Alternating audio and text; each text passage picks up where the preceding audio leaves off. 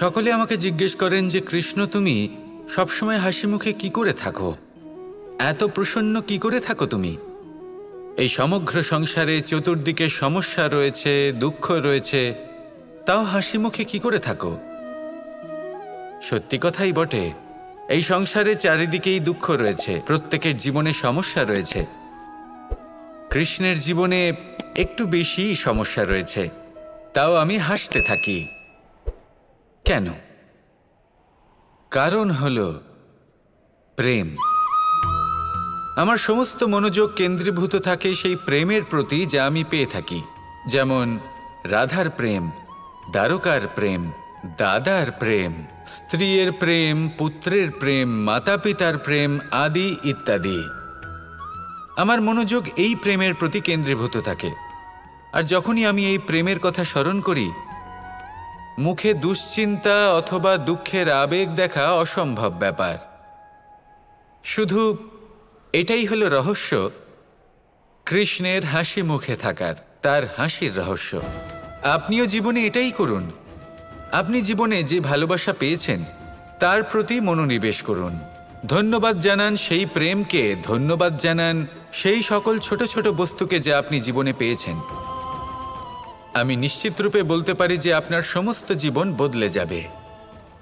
সংকল্প করুন যে আপনি এই জীবনে শুধু প্রেম বিতরণ করবেন। এই মন জীবনের প্রত্যেক মুহূর্তে প্রসন্ন থাকবে আর আনন্দ সহকারে বলবে, রাধা রাধা। এই সংসারে আমি একজন কুশল সারথি হিসেবে প্রসিদ্ধ, কিন্তু এমনটা ঠিক কেন? কারণ আমি প্রত্যেকটা মুহূর্তে রথের নিয়ন্ত্রণ নিজের হাতে পূর্ণরূপে রাখি। যেই না রথ পথভ্রষ্ট হয়ে পড়ে, সেই মুহূর্তে তাকে সঠিক পথে নিয়ে আসি। শুধু সেই জন্য সবাই আমাকে কুশল সারথি বলেন। এবার আপনাকেও আপনার জীবনে কুশল সারথি হয়ে উঠতে হবে। অর্থাৎ আপনাকে রথ চালাতে হবে না, শুধু আবেগের উপর নিয়ন্ত্রণ রাখতে হবে। কখনো কখনো জীবনে এমন কাজ আসে যেখানে মন রসবোধ খুঁজে পায় না। তখন মন বারংবার সেই পথ থেকে সরে যায়, সেই পথ থেকে বিচলিত হয়ে মন অন্যদিকে চলে যায়। তখন আপনাকে আপনার মনের ওপর পূর্ণ নিয়ন্ত্রণ রাখতে হবে, তার রাশ নিজের হাতে পূর্ণরূপে ধরে রাখতে হবে। যেই না মন পথভ্রষ্ট হবে, তাকে পথে নিয়ে আসতে হবে, আবার পথ হারাবে, আবার পথে নিয়ে আসতে হবে। তাই মনে রাখবেন, যদি আপনি নিজের মনকে নিয়ন্ত্রণ করতে পারেন, নিজের জীবনকেও নিয়ন্ত্রণ করতে পারবেন। নিজের জীবনে কুশল সারথি হয়ে উঠুন, তাহলে মনোবাঞ্ছিত স্থানে এবং লক্ষ্যে পৌঁছতে পারবেন। আর তখন এই মন আর এই জীবন প্রসন্ন হয়ে বলবে, রাধা রাধা। কথায় আছে, অন্ধকারে প্রদীপ প্রজ্বলিত করলে চতুর্দিক আলোকিত হয়। কিন্তু যদি এই প্রদীপ আমি সূর্যের আলোর সম্মুখে সকালবেলায় প্রজ্বলিত করে রেখে দিই, তাহলে কি হবে? আপনি বলবেন যে এটা করে তো কোনো লাভই হলো না। সূর্যের প্রকাশের সামনে এই প্রদীপ আসলে কিছুই নয়। এবার এই চিন্তা ভাবনা প্রত্যেক দিন করতে হবে, আর একটা অমূল্য শিক্ষা পেতে হবে। মনে করুন যে আপনি মহাপুরুষের সামনে বসে আছেন, কোনো মহাজ্ঞানীর সামনে। তাহলে সেই ব্যক্তির সামনে নিজের জ্ঞানের প্রদীপ প্রজ্বলিত করবেন না, নীরব থাকুন আর সেই ব্যক্তির সূর্যের প্রকাশের মতো জ্ঞান প্রাপ্ত করুন। যতটা পারবেন জ্ঞান লাভ করুন। যদি এমন কোনো সময়, এমন কোনো স্থানে আপনি আছেন যেখানে চতুর্দিক অন্ধকার, কারোর কাছেই জ্ঞান নেই, সেখানে নিজের জ্ঞানের প্রদীপ প্রজ্বলিত করুন। এমন করলে দুদিক থেকেই আপনার লাভ হবে। আপনার জ্ঞান প্রাপ্তিও হবে আর জ্ঞানের সঠিক প্রয়োগও করতে পারবেন। আর এই মন প্রসন্ন হয়ে বলবে, রাধা রাধা। কখনো কোনো বৃক্ষকে দেখেছেন? এই ধরিত্রী থেকে ততটুকুই জল নেয় যতটুকু তার প্রয়োজন। কোনো প্রাণীকে দেখুন, এই প্রকৃতি থেকে ততটুকুই খাবার গ্রহণ করবে যতটুকু তার খিদে রয়েছে। খিদে মিটে গেলে আর খাবে না। এবার মনুষ্যকে দেখুন, সে নিজের জীবনে যা কিছু পেয়েছে, বস্তু, ধন, খাবার, শক্তি, প্রয়োজনের থেকে অনেক বেশি লাভ করার চেষ্টা করে থাকে। প্রয়োজনের থেকে বেশি যদি পেয়েও যায়, তাহলেও তার কম মনে হয়। এবার এরকম ঠিক কেন হয়? এর পিছনের কারণ কি? কারণ হলো লোভ। লোভের আগুন কিছু এমন হয়, যদি মানুষের মনে একবার প্রজ্বলিত হয় তাহলে শুধু বাড়তেই থাকে। ততক্ষণ বাড়বে যতক্ষণ না আপনি নিজে তাকে বাধা দিচ্ছেন। তবে এই লোভের আগুন নিয়ন্ত্রণ করা সম্ভব। পরিমিতিবোধ, পরিমিতিবোধের চিন্তা। আপনাকে শুধু নিজেকে একটা সরল প্রশ্ন করতে হবে। যখনই মনের মধ্যে কোনো বস্তুর প্রতি, শক্তির প্রতি, ধনের প্রতি, ভোজনের প্রতি লোভ বেড়ে যায়, নিজেকে প্রশ্ন করুন, এটা কি আমার কাছে ততটাই প্রয়োজনীয় যতটা একটা বৃক্ষের কাছে জল, যতটা একটা প্রাণীর কাছে ভোজন? এটা কি ততটাই প্রয়োজনীয়? যদি উত্তর না হয়, তাহলে নিজেকে সেখানেই বাধা দিন, সেই ভাবনা সেখানেই ত্যাগ করুন, কারণ সেটাই হলো লোভ। ঠিক এইভাবেই প্রয়োজনীয়তার চিন্তা করে আস্তে আস্তে এই মন নির্লোভ হয়ে উঠবে, আর এই মন প্রসন্ন হয়ে বলবে, রাধা রাধা।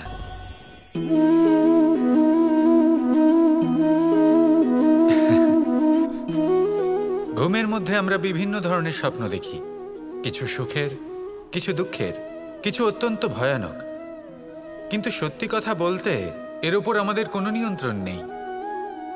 কিন্তু আমি এমনও কিছু ব্যক্তিকে দেখেছি যারা খোলা চোখে স্বপ্ন দেখেন এবং তা যাপন করেন। নিজেদের একটা আলাদা স্বপ্ন নগরী আছে ওনাদের, সেখানেই জীবনযাপন করেন। আসল বাস্তবটা কি তাতে ওনাদের কিছুই যায় আসে না। এমন কিছু মানুষ আছেন যাদের কাছে বিন্দুমাত্র জ্ঞান নেই, সে না হয় ঠিক আছে, কিন্তু জ্ঞান এমনভাবে প্রদান করবেন যে মনে হবে সংসারের সমস্ত জ্ঞান তাদের কাছেই রয়েছে। এমন কিছু মানুষ আছেন যারা ভালোবাসতে জানেন না, আর তাও আমি মেনে নিলাম, কিন্তু কথা এমনভাবে বলবেন তাতে মনে হবে যেন প্রেমের বিষয়ে সবকিছু শুধুমাত্র ইনিই জানেন। এবার আমি এমন কথা অবশ্যই বলছি না যে আপনি এরকম করেন, কিন্তু যদি কোনো ব্যক্তি এরকম করেন তাহলে তার এটা মাথায় রাখা উচিত যে সেই ব্যক্তি অন্য কারোর সাথে নয়, নিজের সাথে অনুচিত করছেন। কারণ এমন কাজ করে উনি নিজের দোষ, নিজের অপগুণ সংসারের কাছে নয়, নিজের কাছে লুকোচ্ছেন। আপনি যদি নিজেকে বুঝতে না পারেন, সম্পূর্ণরূপে নিজেকে আকলন না করেন, নিজের অপগুণ, নিজের দোষ পূর্ণরূপে না বুঝতে পারেন, তাহলে এটা কি করে বুঝবেন যে নিজেকে কিভাবে শুধরে নিতে হবে? আপনাকে নিজের সত্য স্বীকার করতেই হবে, তারপরেই আপনি নিজেকে পরিবর্তন করতে পারবেন। তাহলে স্বপ্নে নয়, বাস্তবে বাঁচুন, আনন্দে বাঁচুন, আর আমার সাথে ভালোবেসে বলুন, রাধা রাধা। আপনি অবশ্যই কোনো গাছ দেখে থাকবেন যেখানে অনেক ফল রয়েছে। সেই গাছের ডালগুলি নিজে থেকেই নত হয়ে যায়। কেন? যাতে মানুষ, প্রাণী, এরা সকলে যাতে সেই ফল খুব সহজে গ্রহণ করতে পারেন। এটাই হলো প্রকৃতির শিক্ষা, এটাই হলো প্রকৃতির নিয়ম। মানুষেরও কিছুটা এরকমই হওয়া উচিত। যদি আপনি সাফল্যের চরম সীমায় পৌঁছে যান, অনেক বেশি ধন অর্জন করে ফেলেন, তখন মনে রাখবেন যে আপনি যেন অহংকারী না হয়ে পড়েন।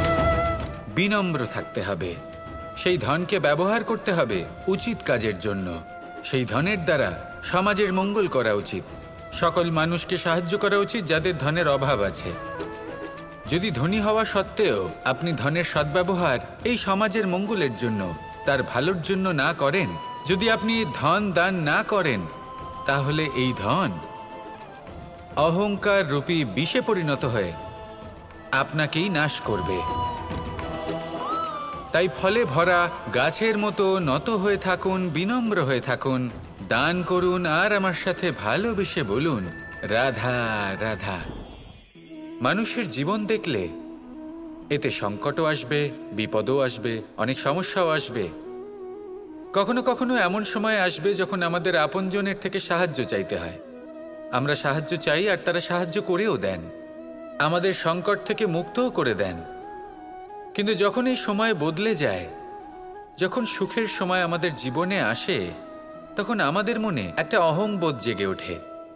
মনে হয় উপকার আবার কি, সেই ব্যক্তি সাহায্য করেছিলেন তাতে কি, উনি তো নিজের কর্তব্য পালন করছিলেন।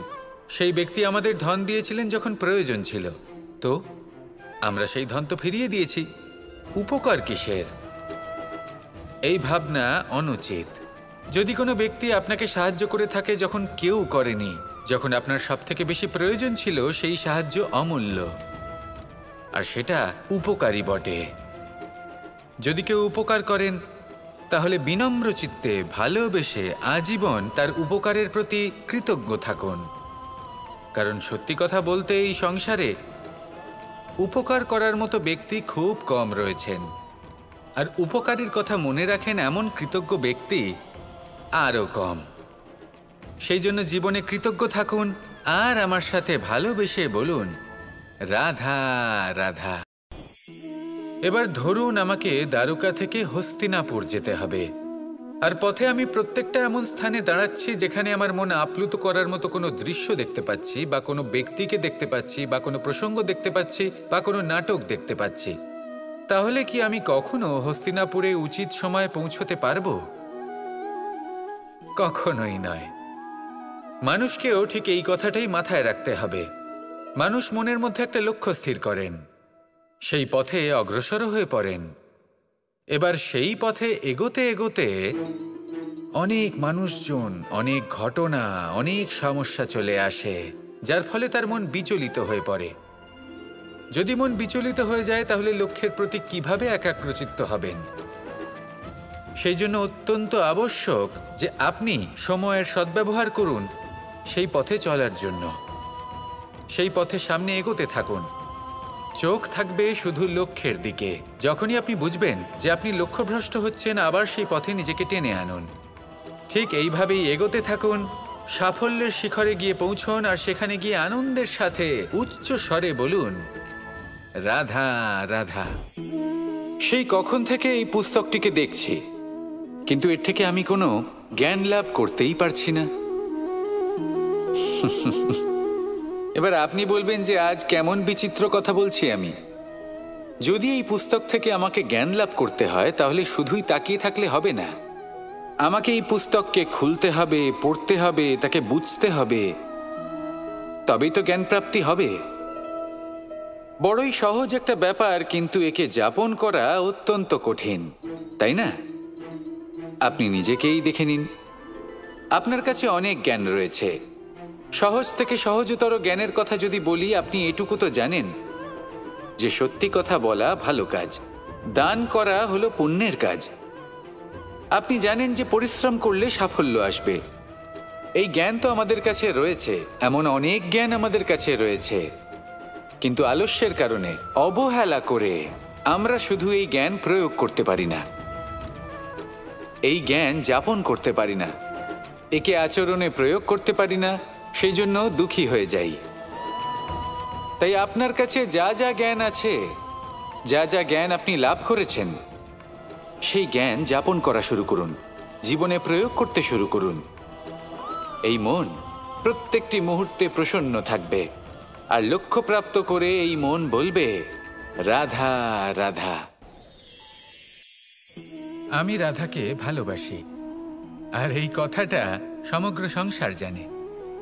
আর সময় অন্তরে লীলার দ্বারা, বিভিন্ন ঘটনা দ্বারা, কর্মের দ্বারা আমি নিজের এই ভালোবাসা রাধার সামনে প্রকাশ করি। এবার আপনি বলবেন এসবের কি প্রয়োজন? রাধা কি এই কথা জানে না যে কৃষ্ণ তাকে কতটা ভালোবাসে? অবশ্যই জানে, কিন্তু এই যে ভালোবাসা, তা মনে রেখে দেওয়ার জন্য নয়, তা প্রকাশ করার জন্য। আর বারংবার এই ভালোবাসাকে প্রকাশ করা উচিত, উচিত সময় এবং উচিত সুযোগ দেখে। কিরকম? এবার যদি আপনি প্রেমীর সাথে কোনো উৎসবে থাকেন তাহলে তার সাথে নৃত্য সঙ্গীত করুন। যদি ভিড়ের মাঝে থাকেন তখন প্রেমীকে সম্মান করুন, একান্তে প্রসাধন করুন। দুঃখের সময় তার হাত ধরে থাকুন, সুখের সময় আলিঙ্গন করে রাখুন। এই প্রেম যত প্রকাশ করবেন ততই এই প্রেমের বৃদ্ধি হবে। এই প্রেম আরও বেশি গভীর হবে, অটুট হবে। তাই এই প্রেমকে মনে নয়, আপনার জীবনে স্থান দিন, মন খুলে প্রকাশ করুন আর আমার সাথে ভালোবেসে বলুন রাধা রাধা। একবার একটা শেয়াল বনে বিচরণ করছিল। ও একটা ছোট্ট শাবক দেখতে পেল। ও ভাবলো আজ একেই আমি খাবার হিসেবে গ্রহণ করব। আশেপাশে দেখলো কেউ দেখছে না, তো কেউ ছিল না, আর সেই শাবকের ওপর আক্রমণ করলো, যা হলো একটা ঘোর অপরাধ। বনের নিয়ম অনুসারে আপনি কখনোই শাবকের ওপর আক্রমণ করতে পারেন না। তারপর এই খবরটা যখন রাজা সিংহ জানতে পারলেন, সভার আয়োজন করলেন। কিন্তু সেখানে শেয়াল বলল, আমি তো এরকম কিছু করিনি। কিন্তু যদি আপনি এরকম বলেন, কোনো প্রমাণ দিন, এর কোনো সাক্ষী আছে? তখন রাজা সিংহ পেঁচাকে ডেকে পাঠালেন, যে সেই মুহূর্তে বৃক্ষের শাখার ওপর বসেছিল। সে সব কিছু দেখেছিল। পেঁচা সব সত্যি কথা বলল, আর শেয়ালকে মৃত্যুদণ্ড দেয়া হলো। এবার এই কাহিনী আমি আপনাকে কেন শোনালাম? কারণ মানুষও কখনো কখনো এরকম কর্ম করেন যা শিয়াল করেছে। এটা ভাবেন কেউ দেখছে না, যখন আমি অনুচিত কর্ম করতেই পারি। কিন্তু না, আপনি যাই করুন না কেন, কেউ না কেউ অবশ্যই তা দেখছে। কোনো ব্যক্তি না হলেও কোনো প্রাণী, না হলে কোনো যক্ষ বা দেব বা প্রেত। যদি এনারা কেউ না দেখেন, তাহলে ধরিত্রী মাতা দেখেন, যেখানে দাঁড়িয়ে আপনি সেই কর্ম করছেন, তাই না? তাই একটা কথা সবসময় মনে রাখবেন, কে দেখছেন কে দেখছেন না সেই বিষয়ে ভাবা ছেড়ে দিন। এটা খুব সহজ কথা। আপনি যদি উচিত কর্ম করেন, উচিত ফল পাবেন। যদি অনুচিত কর্ম করেন, তাহলে আপনি অনুচিত ফল অবশ্যই পাবেন। সেই জন্য উচিত পথে চলতে থাকুন, উচিত কর্ম করতে থাকুন, আর আমার সাথে ভালোবেসে বলুন রাধা রাধা। এই ফল কি তা বলার কোনো প্রয়োজন নেই। এই ফল কতটা সুস্বাদু সেটাও বলার কোনো প্রয়োজন নেই। ধরুন এমন কোনো মানুষ আসলেন যিনি জানেন না এটা কোন ফল। তিনি এটা দেখে ভাববেন, এ তো কাঁটার একটা গুচ্ছ মনে হচ্ছে, নিয়ে ফেলে দেবেন। সেখানে দ্বিতীয় কোনো ব্যক্তি যিনি বুঝদার, তিনি দেখবেন, ভাববেন যে প্রকৃতি এর গায়ে এত কাঁটা কেন দিয়েছে। অবশ্যই সুরক্ষার জন্য দিয়েছে, অর্থাৎ ভিতরে অবশ্যই অমূল্য কিছু রয়েছে। সেই ধরনের ব্যক্তি এই ফলের অন্তরে প্রবেশ করেন এবং এই ফলের আনন্দ উপভোগ করেন। এরকমই কিছুটা আমাদের সংসারেও আমরা দেখতে পাই। প্রত্যেক দিন আমরা নতুন নতুন মানুষের সাথে পরিচিত হই। এমন কিছু ব্যক্তি থাকেন যাদের সাথে প্রথম আলাপের পর আমাদের এটা মনে হয় যে এই ব্যক্তিকে দেখে একটু রাগী ব্যক্তি মনে হচ্ছে, বড়ই অহংকারী বোধ হচ্ছে, উদ্ধত মনে হচ্ছে। বেশিরভাগ মানুষ প্রথম আলাপের পরে তাদের সাথে দূরত্ব বজায় রাখবেন। কিন্তু যিনি বুঝদার ব্যক্তি, তিনি ভাববেন যে এই ব্যক্তি এমন কেন করছেন। হয়তো সুরক্ষার খাতিরে এই ব্যক্তি নিজেকে এরকম করে তুলেছেন, যাতে অন্য কোনো ব্যক্তি এসে ওনার সময় নষ্ট না করেন, ওনার আবেগের সাথে ছলনা না করেন, খেলা না করেন। হয়তো অতীতে এমন কোনো ঘটনা ঘটেছে যার জন্য এই ব্যক্তি কিছুটা এরকম হয়ে গেছেন। এমনই একজন ব্যক্তি সেই ব্যক্তির মনের গভীর পর্যন্ত পৌঁছতে পারেন, আর সেখান থেকে শুভ গুণগুলিকে বাইরে বের করে আনতে পারেন। এরকমই ব্যক্তি হয়ে উঠুন, এমন বুঝদার ব্যক্তি হয়ে উঠুন যিনি সামনের ব্যক্তির খারাপ গুণগুলিকে অবহেলা করে হৃদয়ের অন্তঃস্থল থেকে শুভ গুণগুলিকে প্রকাশিত করে এবং সেই ব্যক্তিকে দেখাতে পারে। এমন ব্যক্তি হয়ে উঠুন যিনি নিজের জীবনকেও সফল করে তোলেন এবং অন্যের জীবনকেও। আসুন আমার সাথে ভালোবেসে বলুন রাধা রাধা। কি অমূল্য, কি সুন্দর এই রত্ন। এবার ভেবে দেখুন, যদি আমি এই রত্নকে ব্যবহার করি আখরোট ভাঙার জন্য, তাহলে কি হবে? বা ভেবে দেখুন, এই রত্ন নিয়ে আমি যদি বন্ধুদের সাথে খেলা করতে শুরু করে দিই, তাহলে কি হবে? আপনি তো হাসবেন আমার ওপর। আপনি বলবেন, এত অমূল্য একটা রত্ন, এর দ্বারা কত দুঃখ দূর করা সম্ভব। এই মূল্যবান রত্নের আমি অপব্যবহার করছি। একদম ঠিক বলেছেন, আমি মেনে নিচ্ছি। মূল্যবান বস্তুর অপব্যবহার করা অনুচিত। কিন্তু আপনিও তো তাই করছেন, তাই না? ভেবে দেখুন, মানুষ এই সংসারের সর্বশ্রেষ্ঠ প্রাণী, আর মানুষের এই শরীর সব থেকে মূল্যবান রত্ন। এবার এর সাথে আপনি কি করছেন? অপব্যবহার করছেন না?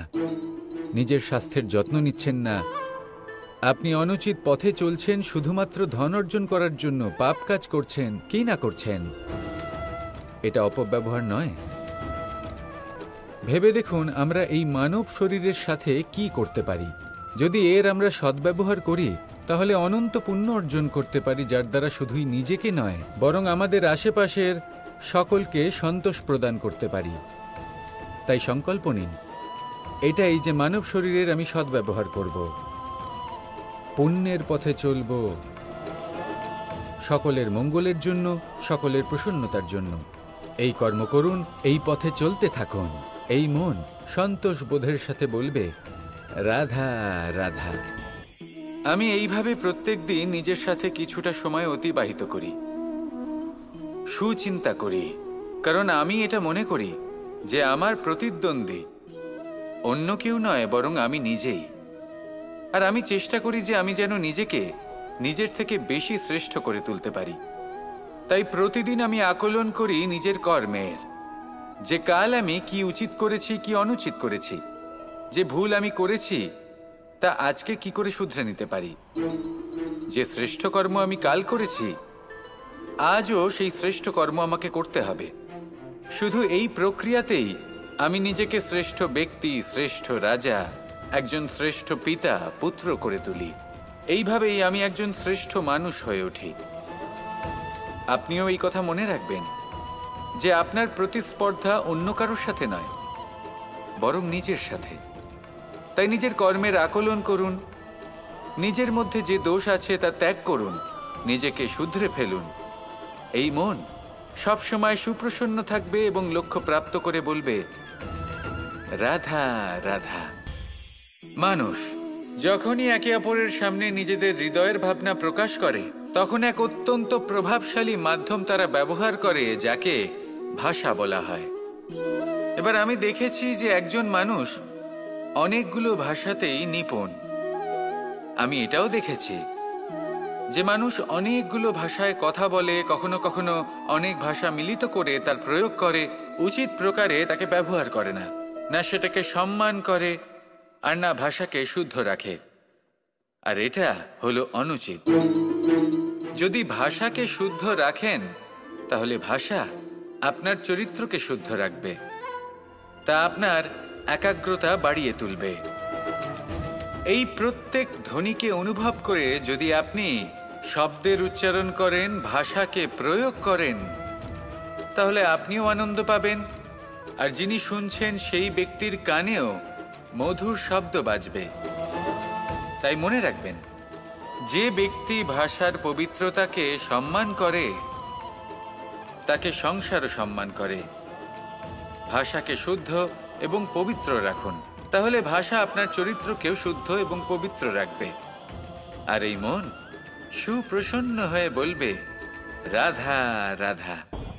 আমি রথে যাত্রা করি, তাতে বারবার পথে থামি আর দেখি যে আমি অনুচিত দিকে যাচ্ছি না তো, আমি উচিত পথেই যাচ্ছি তো।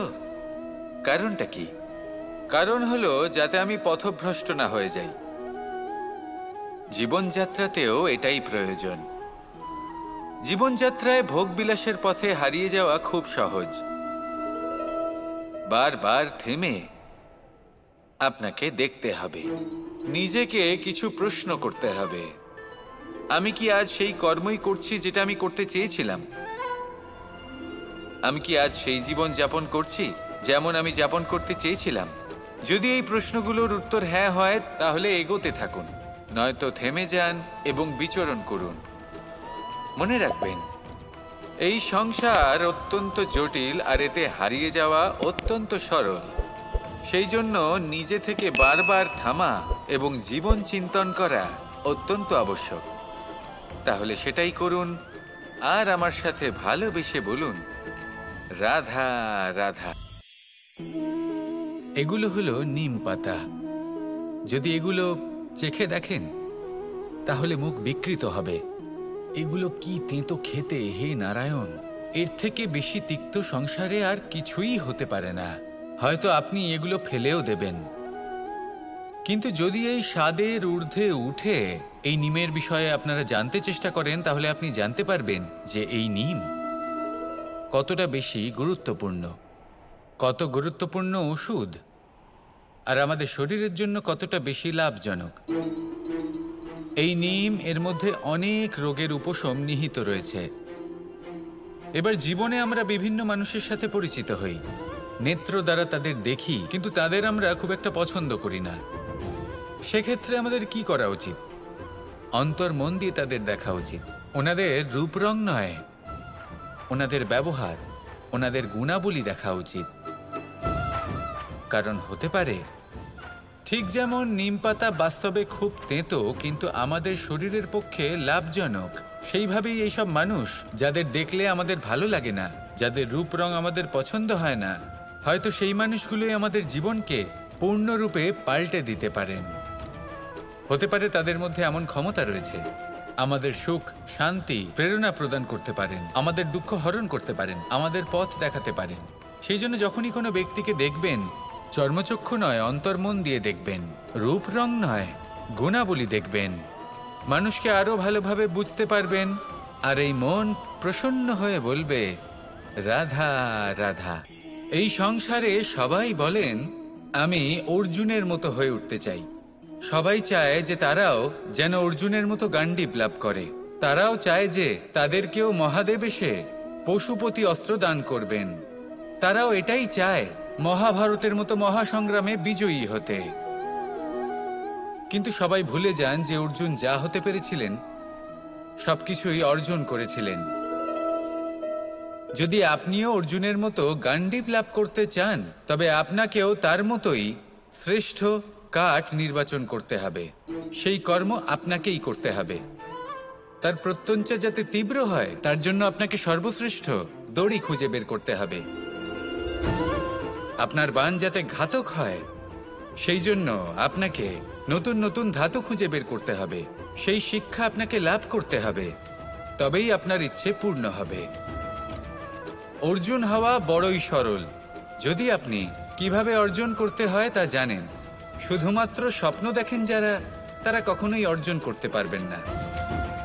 কিন্তু যদি কেউ অজ্ঞাতবাস ভোগ করতে পারে, যদি কেউ লাক্ষাগৃহ থেকে পালিয়ে বাঁচতে পারে, যদি কেউ কঠোর তপস্যা করতে পারে, প্রতীক্ষা করতে পারে এবং পরিশ্রম করতে পারে, তাহলে সে অর্জুন অবশ্যই হয়ে উঠবে। যদি আপনি অর্জুন হয়ে উঠতে চান তাহলে কর্ম করতে শিখুন আর আমার সাথে ভালোবেসে বলুন রাধা রাধা। আমি অনেক সংখ্যক মানুষকে দেখেছি, তাদের কাছে অত্যাধিক জ্ঞান আছে, শিল্প আছে, ধন আছে, কীর্তি আছে, কিন্তু তারা এই সব কিছু নিজেদের কাছেই রাখেন, এই সমাজে বিতরণ করেন না। কারণ হলো ভয়। ওনাদের মনে হয় যে যদি আমি এই সব কিছু সমাজে বিতরণ করি তাহলে সমাজ আমার শিল্প হোক, ধন হোক, জ্ঞান হোক, কীর্তি হোক, সবকিছু চুরি করে নিয়ে যাবে, আর তার বদলে আমি কিছুই পাবো না। এটা কিন্তু সত্য নয়। সত্য হলো এটাই যে যদি আপনি নিজেকে এই সংসারের প্রতি সমর্পিত করেন তাহলে এই সংসার আপনার প্রতিও সমর্পিত থাকবে। আপনি শুধু ধন, জ্ঞান, কীর্তি, সম্মান পাবেন তাই নয়, বরং এই সমাজ আপনাকে নিজের চোখে হারাবে, মনের মধ্যে স্থান দেবে। তাই এই ভয় ত্যাগ করে দেখুন কিভাবে এই সমাজ আপনাকে প্রেম সমর্পণ করে। আসুন আমার সাথে ভালোবেসে বলুন রাধা রাধা।